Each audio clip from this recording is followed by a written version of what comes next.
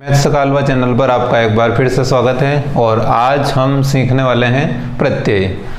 तो इसमें हम महत्वपूर्ण जो बातें सीखने वाले हैं वो रहेगी प्रत्यय किसे कहते हैं, इसकी आपको संस्कृत और हिंदी दोनों में परिभाषा, प्रत्यय के 5 प्रकार और पांचों प्रकार के सभी जो परिभाषाएं उनकी और उदाहरण भी उनके आगे हम देखने वाले हैं। प्रत्यय के प्रकार की तालिका, यहाँ पर हम परिभाषाएं सीख रहे हैं और यहाँ पर उसकी एक तालिका बनाई गई कि किस प्रकार शब्दों के प्रत्यय अलग होते हैं और धातुओं के प्रत्यय अलग होते हैं। उसके बाद प्रत्ययों को पहचानने की तालिका, हम अलग अलग जो प्रत्यय होंगे 5 प्रकार के, उनमें से सभी प्रत्यय को किस प्रकार पहचाने उसकी तालिका। परस्मैपदी, महत्वपूर्ण धातुओं का हिंदी अर्थ, हमारी जो 3 प्रकार की धातु होती है परस्मैपदी, उभयपदी और आत्मनेपदी, उसमें से जो परस्मैपदी होती है उसमें जो महत्वपूर्ण धातुएं होती है उनका हमें हिंदी अनुवाद भी पता होना चाहिए ताकि वो प्रत्यय में हमारी सहायता करते हैं। कुछ हमारे शब्द या धातु होते हैं जो तीनों लिंगों में बनते हैं, तो उनके हम प्रत्यय भी देखेंगे और उदाहरण भी, क्योंकि सभी प्रत्यय तीनों लिंगों में नहीं बनते हैं। यण प्रत्याहार और संप्रसारण, तो यण प्रत्याहार तो हमने यण संधि के समय भी सीखा था और उसके बाद ये संप्रसारण जो होता है ये प्रत्यय में किस प्रकार कार्य करता है ये इस वीडियो में देखने वाले हैं। इसके अलावा पठ प्लस कत्वा यहाँ पर बना है पठित्वा और दृष्ट प्लस कत्वा यहाँ पे बना है दृष्टवा। तो यहाँ पर देखने वाली बात ये है कि जब दोनों जगह प्रत्यय एक जैसा आ रहा है तब यहाँ पर त और यहाँ पर ट हमें देखने को मिल रहा है। तो ये अलग अलग क्यों होते हैं, कैसे होते हैं, ये हम आज सीखेंगे। और आगे पठ प्लस क्षत्रि प्रत्यय और पठ प्लस तुमुन, यहाँ पर अगर ये हैं तो यहाँ पर बना है पठन। आप अगर इस प्रत्यय को पूरा देखते हैं तो इसमें कहीं से कहीं तक न नहीं है, तो फिर ये सेंस किस प्रकार हमें पता चलेगा ये हम सीखने वाले हैं। पठ प्लस तुमुन पठितुम, यहाँ पर अगर न में हलंत है तो न गायब होगा, तब भी यहाँ पर तू और मुँह बचेगा, लेकिन यहाँ पर बच रहा है तू म। तो इसी प्रकार के कुछ हम विशेष पहचानने की तालिकाएं सीखने वाले हैं कि आखिर हम इनको पहचाने कैसे। ये दिया है तो इसके टुकड़े कैसे होंगे और अगर टुकड़े दिए हैं तो ये बनेगा कैसे। तो ये सारी चीज़ें हम इस वीडियो में देखते हैं आगे।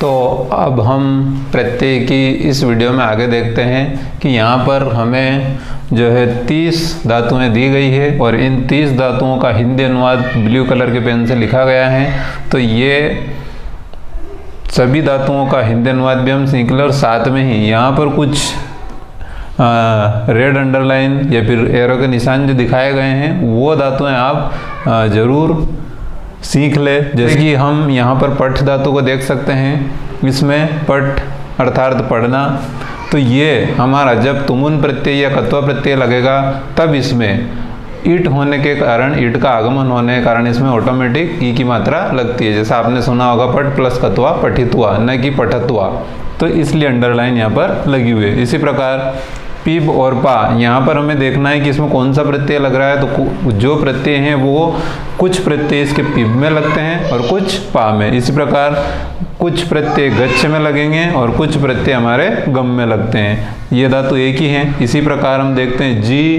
ची और क्री और नी। यहाँ पर आपको जब प्रत्यय में हम चेंज करते हैं तो यहाँ पर गुण संधि का प्रयोग होगा। श्रु, मुच, रुद, इन धातुओं में भी हमारा भू आदि धातुओं में भी गुण संधि का प्रयोग होता है। और यहाँ पर स्प्रश, इष्ट, प्रच्छ, ये प्रच्छ और कृष, ये चारों धातुएं एक साथ लिखी हुई है, इनका भी प्रयोग होता है। तो वो अलग अलग होता है, प्रत्यय से थोड़ा अलग होता है, तो वो हमें ध्यान रखना है। इसके बाद हम सीखते हैं प्रत्यय किसे कहते हैं। तो यहाँ पर प्रत्यय की परिभाषा आपको 2 अलग अलग भागों में दी गई है। तो सबसे पहले हम देखते हैं सफिक्स प्रत्यय। प्रत्यय का मतलब होता है परश्च।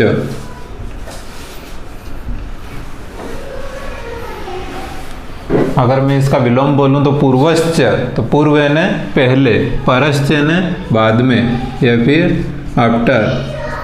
अब यहाँ पर अगर हम इसके टुकड़े देखें तो यहाँ पर आएगा, हमें मिलेगा ये प्रति प्लस अयः, आपको यण संधि का पता है, इसमें यण संधि होगी क्योंकि यहाँ पर ई और अ, यहाँ पर हमें जो बचेगा वो रहेगा ई प्लस अ, तो यहाँ पर यण के हिसाब से ई का य होगा और इस प्रकार ये प्रत्यय बनेगा। बाकी आप यण संधि में देख सकते हैं। इसका हिंदी में मीनिंग तो प्रत्ययन होता है बाद में या साथ में, हम लिख लेते हैं साथ में या फिर बाद में, और अयन होता है प्लस अयन चलने वाला, जो बाद में चलता है या साथ में चलता है लेकिन पीछे चलता है वो हमारा प्रत्यय कहलाता है। परिभाषा संस्कृत यहाँ लिखी हुई है, हिंदी में यहाँ पर लिखा हुआ है और अगली परिभाषा भी इसमें लिखी हुई है। इसको हम समझ लेते हैं। ऐसे शब्दांश, अब यहाँ पर जो शब्दांश वर्ड यूज़ किया गया है ये इसलिए किया गया है क्योंकि यहाँ पर अगर हम जो है कतः प्रत्यय लेते हैं तो ये एक छोटा सा टुकड़ा होता है और अक्षर से बनने वाले सार्थक जो बनते हैं वो शब्द कहलाते हैं। लेकिन यहाँ पर ये बना तो है लेकिन ये एक शब्द का केवल अंश है, पूरा शब्द नहीं बन पाया। तो ऐसे शब्दांश छोटे छोटे टुकड़े जिनका स्वतंत्र कोई अर्थ नहीं होता है, अगर हम प्रत्यय की बात करें कत्वा तुमुन तो इनका कोई अर्थ नहीं होता है और इनका स्वतंत्र प्रयोग भी नहीं होता है, लेकिन यह किसी शब्द या धातु, दो चीज़ें हैं, दोनों को याद रखें, शब्दों के पीछे भी जुड़ते हैं और धातुओं के पीछे भी ये जुड़ते हैं, के अंत या बाद में जुड़कर अपनी प्रकृति के अनुसार, यानी कि अगर ये भूतकाल में प्रयोग होते हैं तो उस शब्दों का अर्थ भूतकाल में होगा, अगर यहाँ पर ये वर्तमान काल के हैं तो वो जो है शब्द पूरा वर्तमान काल में प्रयोग हुआ, तो प्रकृति के अनुसार उनका अर्थ बदल देते हैं, प्रत्यय कहलाते हैं। इसके बाद हम देखते हैं प्रत्यय तालिका। तो हमारे पास जो प्रत्यय होते हैं वो दो प्रकार के होते हैं, शब्दों में जुड़ने वाले और दूसरा धातुओं में जुड़ने वाले। यहाँ पर जो शब्दों में जुड़ते हैं उसके भी तीन प्रकार होते हैं, तीन प्रकार के प्रत्यय होते हैं, सुप्रत्यय, त्वदित और स्त्री।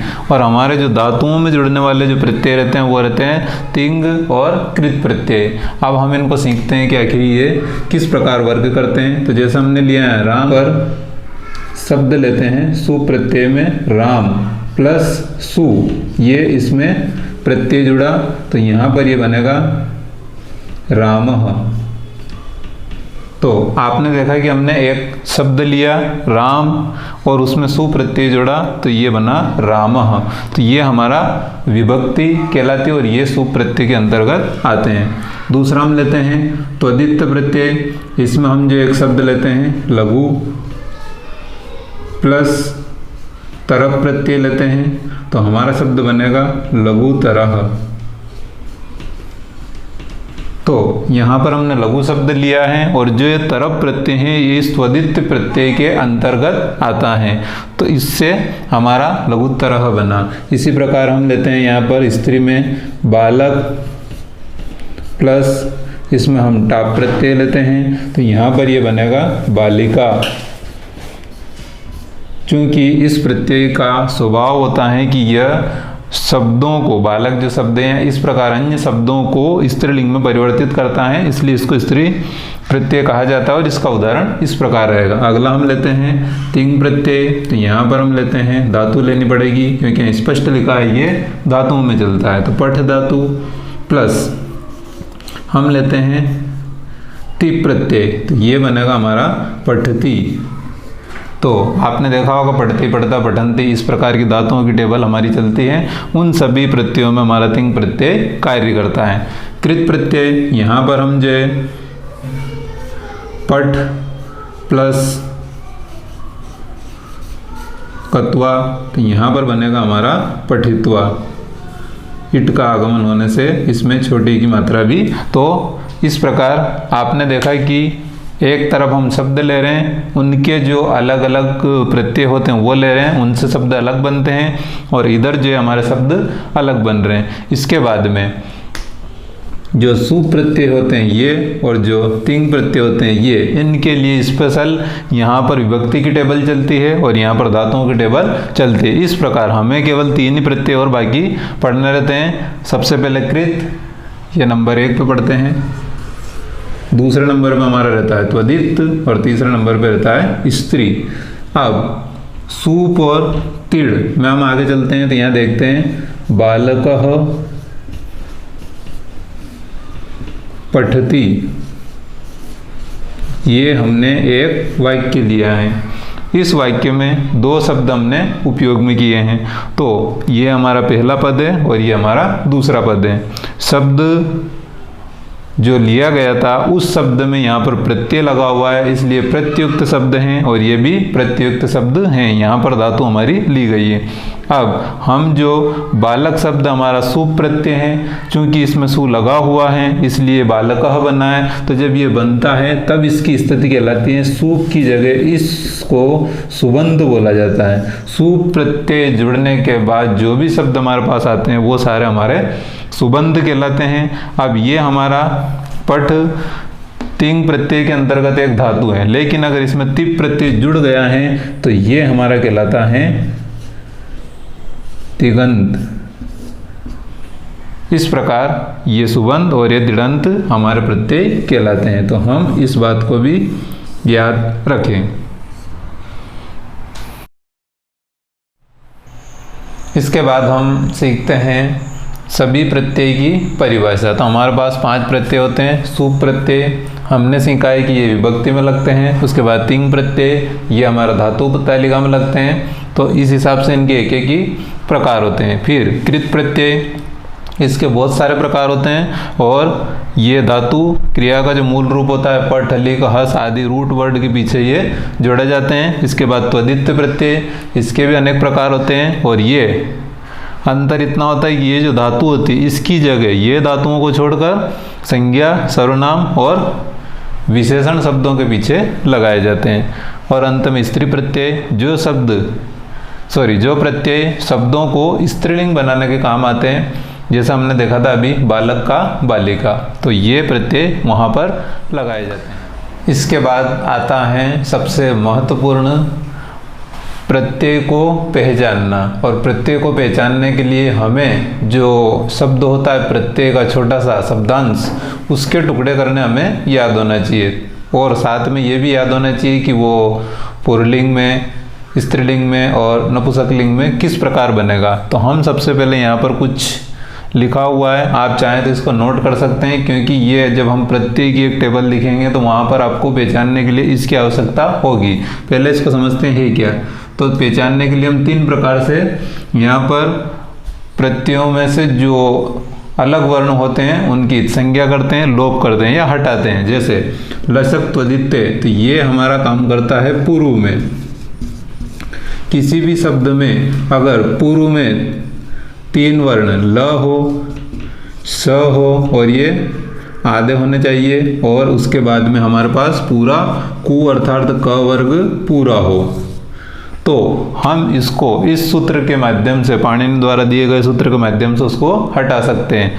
जैसे हम एक प्रत्यय लेते हैं ल्यप, तो यहाँ पर हम ल को इस सूत्र के माध्यम से हटा के और यहाँ पर ये बचेगा यप। अगला हम देखते हैं हलंत्यम सूत्र। इसके टुकड़े हैं हल प्लस अंत्यम, यानी कि जिस शब्द के अंत में हल वर्ण हो, व्यंजन वर्ण हो, तस्य लोपः, उसका लोप होगा। तो यहाँ पर आप देखते हैं ल्यप, तो ल्यप में हमने ऊपर वाले सूत्र से ल हटाया था और हलंत्यम सूत्र से इसका प हटेगा, तो यहाँ पर शेष बचेगा य। तो इस प्रकार आपने देखा है कि प्रत्यय में सार्थार्थ जो शेष बचता है बस वो हमारी पहचान के में काम आता है। अगला देखते हैं उपदेश अज अनुनासिक इत। उपदेश अर्थात पाणिनि द्वारा दिया गया सूत्र उपदेश है। अच चिन्ह होता है, हमने पहले पढ़ा है पूर्व में, स्वर, जितने भी स्वर होते हैं वो सारे अच के अंदर आते हैं। अनुनासिक, जो अनुनासिक हो और इत संज्ञा, उनकी इत संज्ञा हो जाती है। जैसे हम देखते हैं तुमुन प्रत्यय। तुमुन प्रत्यय में यहाँ पर न हमारा हलंतम सूत्र से हटेगा, तो उसके बाद हमें यहाँ बचेगा तू और मुँह। तो यहाँ पर ये जो मुँह होता है ये अनुनासिक होता है, इसलिए अनुनासिक के साथ में ऊ की मात्रा हटने पर हमें जो शब्द मिलेगा वो मिलेगा तू, और म हमारा हलंत वाला रहेगा। तो इस प्रकार तुमुन से तुमु, अनुनासिक हटने के बाद तुम शेष रहता है। तो हम आगे प्रत्यय की एक तालिका सीखने वाले हैं। किस किस सूत्र से हटेंगे ये सूत्र आप नोट कर सकते हैं। इसके बाद अब हम यहाँ पर कृत प्रत्यय जो हमारा तीसरे नंबर पे आया था, जिसको हमने यहाँ पे पहला नंबर किया था, इससे पहले सुप और तिंग प्रत्यय हमारे हो चुके थे विभक्ति और शब्द निर्माण के लिए। यहाँ पर जो कृत प्रत्यय उसके हम यहाँ पर 12 प्रकार या 12 जो उसके भाग उपभाग जो होते हैं वो ले रहे हैं। तो उसकी पहचान हम सीखते हैं कि आखिर इसमें कैसे पहचाने कि इसमें कौन सा प्रत्यय लगा हुआ है। तो इसके लिए हम सबसे पहले तो इत संज्ञा करते हैं सभी प्रत्ययों में। तो देखिए यहाँ पर अगर हम क की, वहाँ पर अभी पीछे हमने 3 सूत्र सीखे हैं, उसमें से जो पहला सूत्र उससे अगर यहाँ पर क की इत संज्ञा होगी तो यहाँ पर हमारा जो शेष बचेगा वो रहेगा त्वा, और ये इसकी पहचान रहेगी। अर्थात किसी भी शब्द में अगर त्वा है तो उसमें कत्वा प्रत्यय होगा। दूसरा, इसमें भी अगर हम लसक त्वदित्य से क की इत संज्ञा करते हैं तो यहाँ पर हमारा शेष बचेगा तह। विशेष परिस्थिति में यहाँ पर टह भी शेष बचेगा।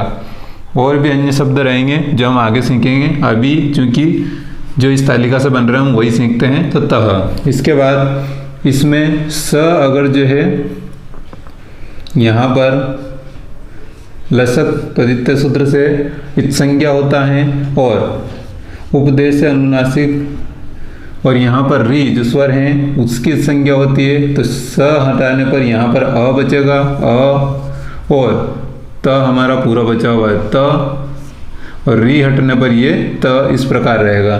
तो अत यहाँ पर शेष रहता है। लेकिन आपको कहीं कहीं ये जैसा आपने देखा गम धातु अगर हम लेते हैं तो गम धातु में यहाँ पर गच्छन सत्री प्रत्यय लगने के बाद यहाँ पर गच्छन शेष बचता है। तो गच्छन शेष बचने का कारण यहाँ पर अन शेष रहता है, और ये जो रहता है ये नपुंसक लिंग में बसता है, ये उसका पुल्लिंग रूप होता है। अगला हम लेप देखते हैं तो यहाँ पर ल की संज्ञा होगी, प की संज्ञा होगी, तो यहाँ पर शेष बचेगा य। अर्थात किसी भी धातु युक्त शब्द के पीछे यह शेष बचता है तो वह हमारा लेप प्रत्यय होगा। सानच, इसमें स की संज्ञा करते हैं और इधर च की संज्ञा करेंगे तो यहाँ पर बचेगा आन। शान में से स गायब हुआ है, आ पूरा बचा हुआ है, और इसमें म का आदेश होने पर यहाँ पर ज़्यादातर जगह मान शेष बचता है। अगला ल्युट प्रत्यय, इसमें हम ल की संज्ञा करेंगे, ट की संज्ञा करेंगे तो यहाँ पर बचेगा यू, और यू के बाद यहाँ पर आता है अन। इसके बाद हम देखते हैं णउल, तो ण यहाँ पर इत संज्ञा करेंगे और ल की यहाँ पर इत संज्ञा करेंगे तो यहाँ पर हमारा शेष बचेगा वू, और वू से हमारा आएगा अक। अब आप सोच रहे हो कि यू से अन और वू से अक कैसे बना है, तो ये जब हम दोनों प्रत्यय पढ़ेंगे तब वहाँ पर एक सूत्र रहेगा युआर नाको, इसकी व्याख्या की जाएगी और वहाँ से किस प्रकार ये इससे बनते हैं वहीं सीखें ल्युट प्रत्यय और नौल प्रत्यय में। अगला देखते हैं कि तीन, तो यहाँ पर क की इत संज्ञा करने और न की इत संज्ञा करने पर हमारे पास यहाँ पर बचेगा ती। अगला हम देखते हैं तव्यत, इसमें त की इत संज्ञा करने पर यहाँ पर पहचान के लिए शेष बचेगा तव्य। अनियर में र की संज्ञा करने पर यहाँ पर हमारे पास पहचान या शेष बचेगा अनीय। तुमुन में यहाँ पर न की संज्ञा करते हैं हम सबसे पहले, तो ये न की संज्ञा प्लस म में अनुनासिक ऊ की इत संज्ञा होगी, तो यहाँ पर हमारे पास शेष बचेगा तुम। जो म है उस पर अनुनासिक लगा हुआ है और छोटा ऊ की मात्रा हटेगी तो वहाँ पर केवल म शेष बचेगा और इसमें हलंत रहेगा। कत्वतु, तो इसमें हमारा क की संज्ञा होगी, क की संज्ञा होने के बाद में हमारा जो त है, त में हमारा अनुनासिक ऊ की बीज संज्ञा होगी, तो यहाँ पर हमारा शेष बचेगा त व त। इस प्रकार हमारे पास जो ये सर टेबल आ रही है ये वेरी इंपॉर्टेंट है, जिसको हमें याद रखना है कि किस प्रकार दिए गए प्रत्ययों से हमें शेष क्या बचेगा वो पहचान हम कर सकते हैं। इसके लिए हमें, और ये बीच में हमने किस किस की संज्ञा करते हैं, अगर हमें ये पता है तो हम इससे यहाँ और यहाँ से वहाँ जा सकते हैं। तो यह प्रत्यय की वीडियो का पार्ट 1 था, जिसमें हमने सिर्फ केवल प्रत्यय और धातुओं और इनके प्रकार और इनके बारे में सीखा, और मुझे विश्वास है कि आपको यह समझ में आया होगा। और अगली जो वीडियो है पार्ट 2, उसमें कृत प्रत्यय के जितने भी 12 प्रत्यय हमने लिए हैं, इन सभी के कम से कम 10 से ज़्यादा उदाहरण, और त्वदित प्रत्यय जिसके 4 या 5 प्रत्यय हम लेने वाले हैं, उसके भी सभी के उदाहरण और परिभाषा। इसी के बाद में स्त्री प्रत्यय, उसके भी हम 3-4 जो भाग लेने वाले हैं, और उसके भी प्रत्यय की परिभाषा और उदाहरण हम सीखने वाले हैं। धन्यवाद।